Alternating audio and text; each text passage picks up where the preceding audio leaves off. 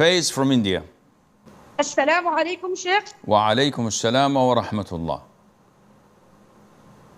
Sheikh, Dhuhr prayer begins while I am at school, and by the time I return home, the preferred time has passed. Is it permissible for me to pray Dhuhr after reaching home every day?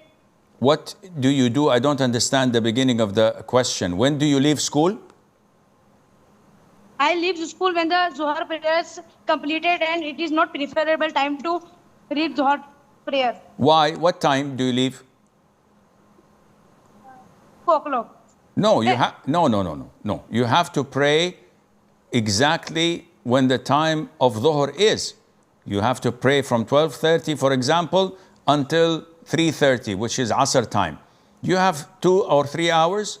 You can choose any time to pray in. You cannot delay the dhuhr and pray it after the asr begins once you reach home, when you have no legitimate reason to delay it as such and combine it to asr. This is totally not permissible.